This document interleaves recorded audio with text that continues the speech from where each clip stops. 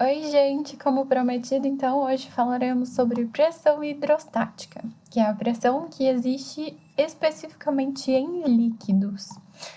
Então, agora vamos imaginar que a gente tenha um certo líquido aqui dentro desse potinho, ele tem uma certa densidade D, e a gente vai considerar que ele é homogêneo, então não tem nada misturado ali, e incompressível, então eu não consigo comprimir esse líquido, tá?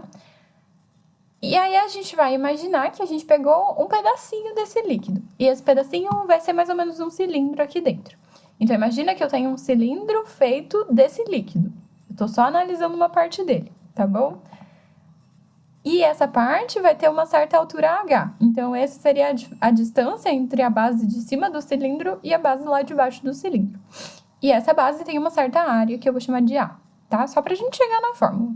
Então eu sei que essa porção do líquido tem uma certa força-peso, que seria a força com que a Terra está atraindo ele, né? Como tudo que está aqui na Terra tem força-peso, então esse pedacinho de líquido também tem uma força-peso. Além disso, eu sei que essa parte do líquido que está em cima dele está fazendo uma certa força aqui empurrando ele para baixo, né? Porque está em contato, né? Então existe uma certa força.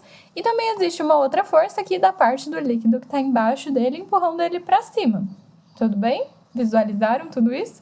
E a gente sabe que essa porção do líquido está em equilíbrio. Isso significa que a força resultante que age sobre ele é igual a zero. Se a força resultante é igual a zero, isso significa que a soma de todas as forças que agem sobre ele tem que ser igual a zero. Ou seja, nessa situação, a gente está pensando só nas forças que estão agindo nele na direção vertical. E a gente tem duas forças apontando para baixo, o peso e a força que eu chamei de força 1, né, a força aqui de cima. E eu tenho uma força que está apontando para cima. Se a força resultante é igual a zero, todo mundo que empurra para baixo tem que compensar todo mundo que está empurrando para cima. Então, a força 1 mais a força peso precisam se igualar com a força 2. Tudo bem? Se eu dividir todo mundo pela área, não tem problema, né? Tudo que eu faço na equação inteira tá tudo bem. Se eu fizer dos dois lados, tá tudo bem. E eu sei que peso é igual a m vezes g. Lembram lá da aula de forças? Então, eu fico que F1 sobre A mais mg sobre A é igual a F2 sobre A. Força dividido por área, lembra da aula passada? É pressão. Então, força 1 dividido por área 1, aliás, por área, né, que é a mesma em cima e embaixo, então só A, eu vou chamar de pressão 1. E força 2 dividido pela área, eu vou chamar de pressão 2. Tudo bem? Então, eu posso substituir aqui por P1, aqui por P2. E, além disso, a gente lembra lá das primeiras aulas, faz umas 2 aulas que a gente viu isso, que densidade é igual a massa dividido por volume. Se eu multiplicar aqui em x, eu chego que a massa é igual a densidade vezes o volume. Então, além de substituir o P1 e o P2, eu também vou trocar a massa por densidade vezes volume. Afinal, a gente sabe a densidade desse líquido, lembra que eu falei que era D? Então, é melhor do que massa, porque medir massa de um líquido que está ali dentro ia ser meio complicado, né? Então, vamos substituir todas essas coisas. Vai ficar P1 mais densidade vezes volume vezes gravidade dividido por área igual a P2. Certo, mas a gente sabe calcular o volume de um cilindro. O volume de um cilindro, lá da matemática, é a área da base, que eu chamei de A, lembra? Tanto faz a de cima ou a de baixo, porque um cilindro tem as duas bases iguais, multiplicado pela distância entre essas duas bases, que é a nossa alturinha aqui do nosso cilindro. Então, eu vou trocar aqui o volume por área vezes altura. E olha que interessante, a hora que a gente substitui isso, o resto eu mantive tudo igualzinho. Eu só inverti a ordem aqui da gravidade com o volume para ficar mais fácil da gente enxergar. Mas, na multiplicação, a ordem não importa, né? Então, eu poderia escrever na ordem que eu quisesse, que ia continuar sendo a mesma coisa. Então, o que aconteceu? Eu tenho pressão 1 mais densidade vezes gravidade vezes a área vezes a altura dividido pela área.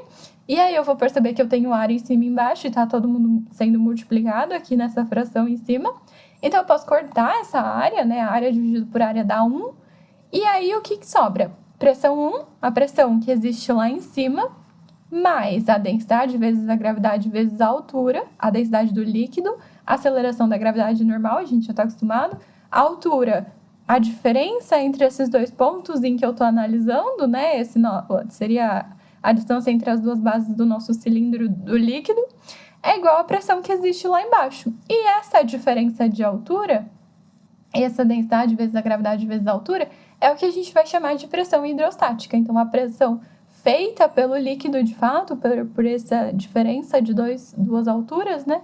É o que a gente chama de pressão hidrostática. E essa expressão toda é o teorema de Stevin. Então, ele diz pra gente que a pressão que existe lá no fundo do nosso cilindro de líquido é igual à pressão que tinha aqui em cima, mais a distância entre esses dois pontos multiplicada pela densidade do líquido e pela gravidade. Então, depende de todos esses fatores. Só para ficar mais fácil da gente analisar aqui, vamos lembrar o que é cada coisa, né? Lembrando que pressão é medida em Newton por metro quadrado ou em Pascal, que a gente viu na última aula. D é a densidade do líquido, e densidade no sistema internacional a gente mede em quilograma por metro cúbico, mas muitas vezes a gente vai ter que transformar de grama por centímetro cúbico para quilograma por metro cúbico, multiplicando por 1000, lembra? Aí a gente tem G, que é a aceleração da gravidade, metros por segundo ao quadrado. Normalmente os exercícios vão falar que é aproximadamente 10, ou se o exercício não quiser tão aproximadamente, ele vai falar 9,8, porque normalmente os nossos exercícios são feitos no planeta Terra.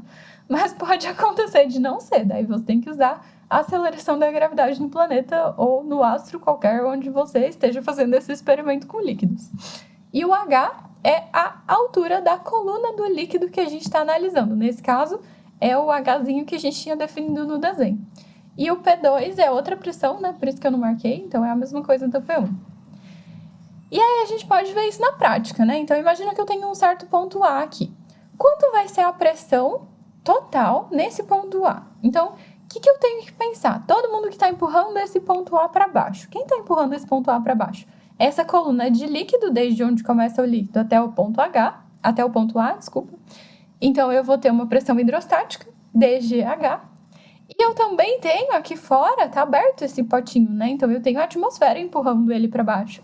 Se ele tivesse fechado e não tivesse ar nenhum ali dentro, aí a gente não teria pressão atmosférica. Aí o exercício diria para você assim, olha, ali dentro tá fechado e tiraram todo o ar que tinha ali. Então, vácuo, tudo bem? Então, isso pode acontecer. Aí você não vai contar a pressão atmosférica. Mas se tiver um certo gás preso ali, você tem uma certa pressão relativa a esse gás empurrando para baixo ali. E se tiver aberto, a gente tem a pressão atmosférica. Então, nesse caso que está aberto, tem pressão atmosférica e tem a pressão do líquido da altura em H aqui. Então, a gente tem PATM mais dGH.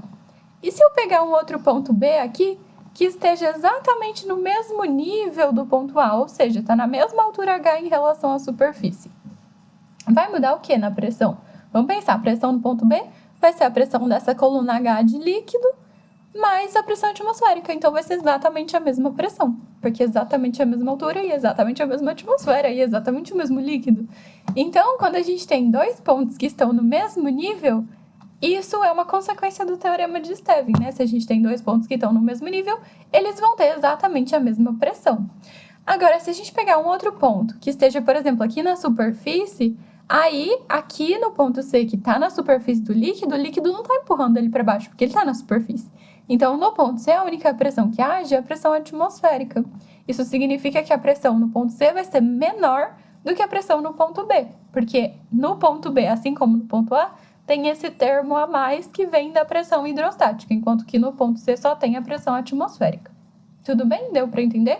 Se a gente pegasse um ponto mais no fundo, a gente teria uma altura maior de coluna de líquido em cima dele e a gente teria uma pressão maior ainda. Então, quanto mais a gente afunda no líquido, maior vai ser a pressão que age sobre ele. E daí a gente entende a dificuldade de explorar o fundo dos oceanos, né? A gente precisaria de máquinas que aguentem uma pressão muito alta. Então, existe muita coisa ainda que a gente não conhece bem justamente por causa dessa dificuldade. Então, a pressão do ponto C é a pressão atmosférica. Outra coisa que a gente pode pensar é no chamado paradoxo hidrostático.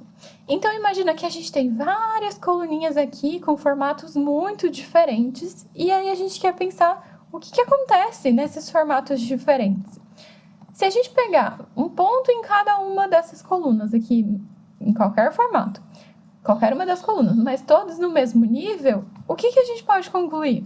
Não importa o formato da coluna onde ele está, não importa se ele é tortinho, se ele é mais gordinho, ou se ele vai abrir depois, ou se ele está fechando, não importa, ou se é reto.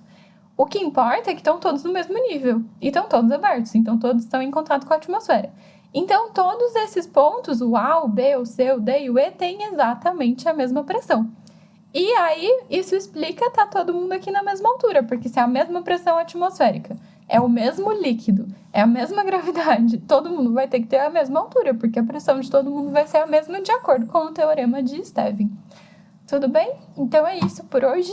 Na próxima aula a gente vai ver sobre empuxo. A gente vai entender por que é tão fácil levantar as pessoas dentro da água e tão difícil fora. Ok, gente? Até a próxima!